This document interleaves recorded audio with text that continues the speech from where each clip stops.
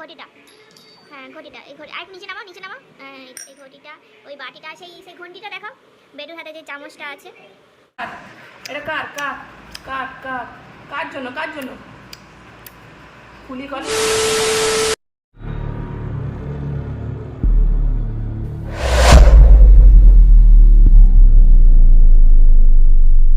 Hello friends, welcome back to my channel. তোমরা কেমন আছো? আশা করি তোমরা সবাই ভালো আছো এবং সবাই সুস্থ আছো। তো আজকে শুক্রবার, আর আজকে শুক্রবারের ব্লগটা শুরু করছি এভাবে। তো দেখো, এখানে আমি বেটুর জিনিসগুলো সব গোছাচ্ছি। এইখানে যতগুলো জিনিস দেখতে পাচ্ছ, কার মাথা নেই, কার পেছন নেই, কার পা নেই, কার হাত নেই, সব ভাঙা ভঙ্গি জিনিস গুছিয়ে রেখে দিচ্ছি। কারণ যখন এক এক সময় চিৎকার করে না, এইগুলোই ওকে শান্ত করার কারণ হয়ে দাঁড়ায়, জানো তো। তো যাই হোক, সবেমাত্র স্কুল থেকে এলাম, এখনও খাওয়া দাওয়া হয়নি।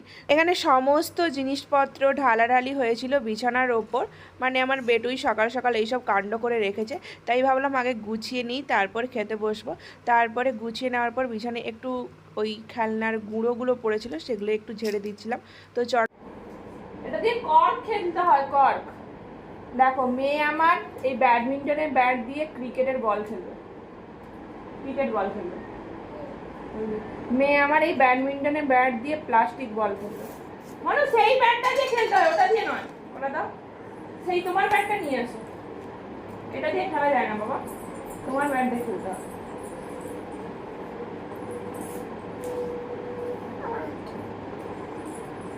তোমার ব্যাট, এটা দিয়ে খেলা যায় না বলতে সেইটা ফেরত দিয়ে গেল আর ওটা নিয়ে গেল।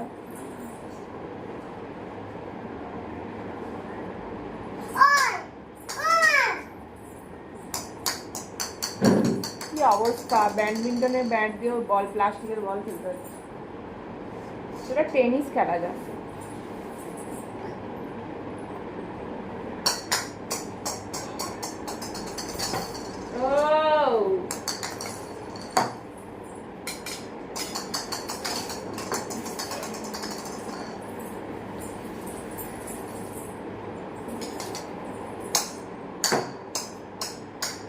কি অবস্থা দেখো, ব্যাডমিন্টনের ব্যাট দিয়ে কর্ক না খেলে প্লাস্টিকের বল খেলতে হচ্ছে। এবার ফুটবল নিয়ে এসছে ব্যাডমিন্টন দিয়ে খেলার জন্য। সেটা যদিও ঠিক ছিল, এটা কি ঠিক, এইটা কি ঠিক হলো? এটা দিয়ে কি এটা খেলা যায় বলো? এটা দিয়ে কি এটা খেলা যায়? এটা কি ঠিক? সেটা যদিও তাও চলতো, এটা কি, এটা তো বসে যাবে। সে যদিও চলাফেরা করতো, এটা তো বসে যাবে রে মাম্মা। গরম, জানি না কি হবে পরে।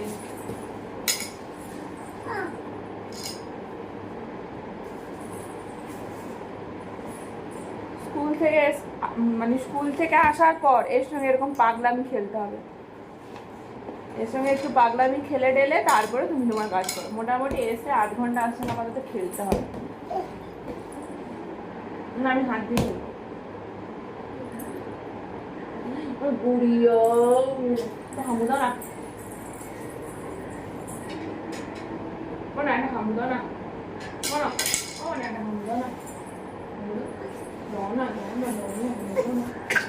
হামু খেতে দেবে না।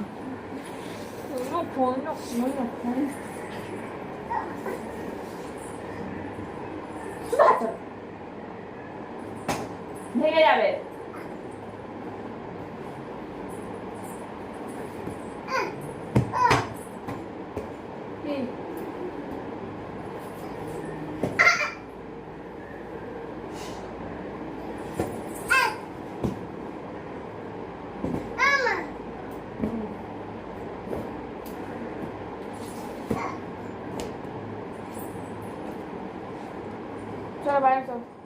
তো খেয়ে দিয়ে চলে এসেছি বারান্দায়। তো এই জামা কাপড়গুলো একটু ভেজা ছিল, এগুলো মিলে দেবো।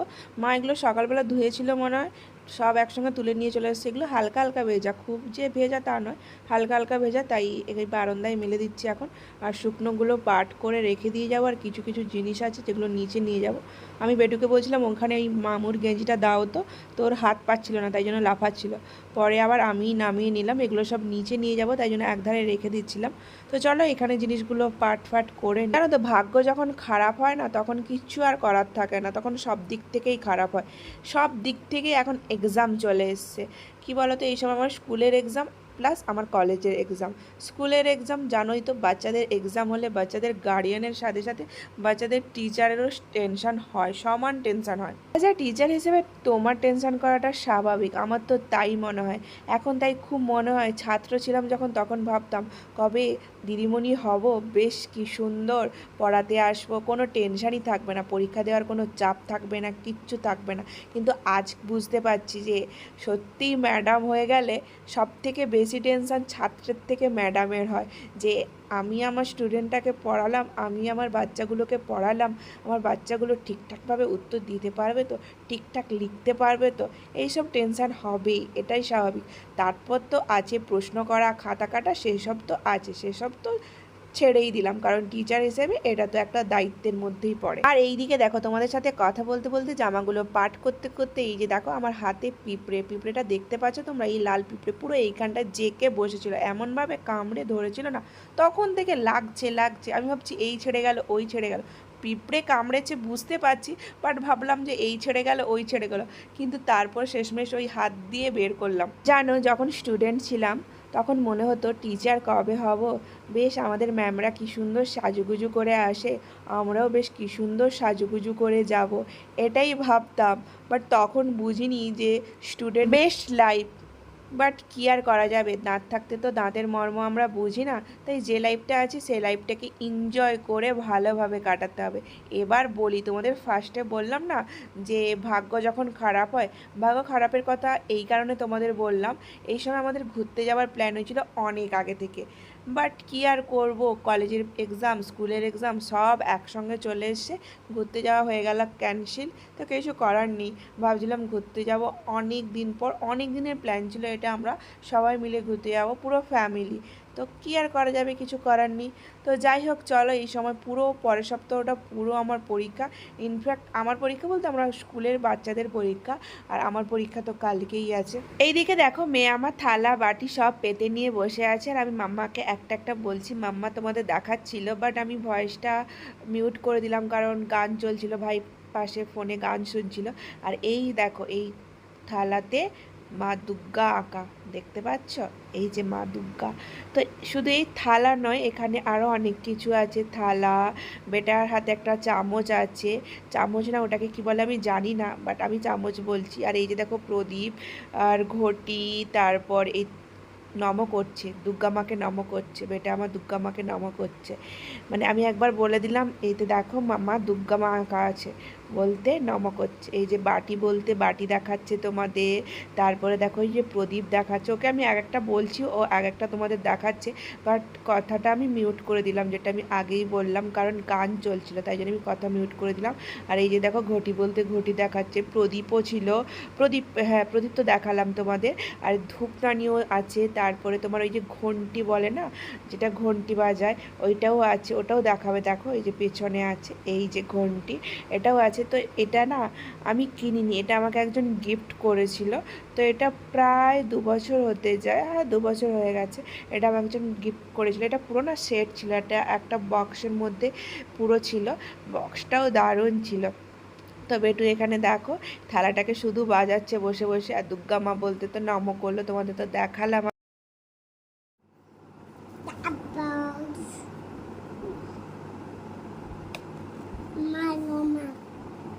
এখন কটা বাজে জানো, এখন বাজছে 12:41, এখন বাজছে 12:40। বেটাকে চান টান করিয়ে খাইয়ে দাইয়ে চলে এসেছি, বেটা এখানে গল্পের বই নিয়ে বসে আছে, আর আমি খাচ্ছি জুস। কি তুই খাবি? আমি খাচ্ছি বলে বলছে আমার।